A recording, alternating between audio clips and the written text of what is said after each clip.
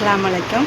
ஜும்மா Mubarak. இன்றைக்கும் அல் குரானின் தமிழாக்கத்திலிருந்து பாகம் 6 அத்தியாயம் 4 அன்னிசா தொடர்ச்சி பார்க்கலாம். அவுது பில்லாஹி மினஷ் ஷைத்தானிர் ரஜீம்.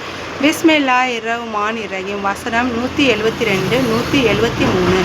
தான் அல்லாவின் அடிமையாக இருப்பதை மஜீத் எப்போதுமே இழிவாக கருதுவதே இல்லை. இறை அண்மை பெற்ற வானவர்களும் அதனை இழிவாக கருதுவதே இல்லை. எவர்கள் அல்லாவுக்கு பணிந்து வாழ்வதை இழிவாக கருதி தற்பெருமையும் கொள்கின்றார்களோ அவர்கள் அனைவரையும் விரைவில் அல்லாஹ் ஒன்று திரட்டி தன்முன் கொண்டு வருவான்.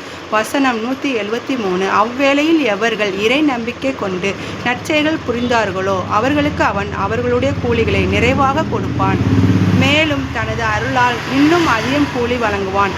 மேலும் எவர்கள் அல்லாவுக்கு பணிந்து வாழ்வதை இழிவாக கருதி தற்பெருமையும் கொண்டிருந்தார்களோ அவர்களுக்கு அல்லாஹ் துன்புறுத்தும் தண்டனை அளிப்பான்.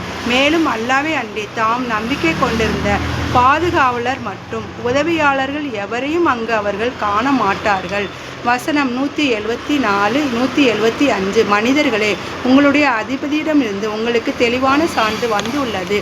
தெல்ல தெளிவாய் வழிகாட்டும் ஒளியையும் நாம் உங்களுக்கு அனுப்பியிருக்கின்றோம்.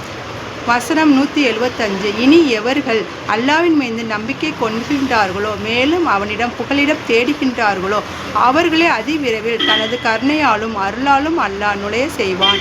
மேலும் தான் பக்கம் வருவதற்கான நேரான வழியையும் அவர்களுக்கு காமிப்பான். வசனம் 176. நபியே, மக்கள் உம்மிடம் ஹலாலா பற்றி தீர்ப்பு வழங்குமாறு கேட்கிறார்கள். நீர் கூறும், அல்லாஹ் உங்களுக்கு ஹலாலா பற்றி இவ்வாறு தீர்ப்பளிக்கின்றான். குழந்தை இல்லாத ஒருவன் ஒரு சகோதரி அவனுக்கு இருக்கும் நிலையில் இறந்துவிட்டால் அவன் விட்டு சென்ற சொத்தில் பாதி அவளுக்கு உரியதாகும். குழந்தை இல்லாமல் அந்த சகோதரி இறந்துவிட்டால் சகோதரன் அவளுக்கு வாரிசாவான். இறந்து போனவருக்கு 2 சகோதரிகள் இருந்தால் அவ்விருவருக்கும் அவன் விட்டு சென்ற சொத்தில் 3 1/2 பங்கு உரியதாகும். அஸ்ஸலாமு அலைக்கும்.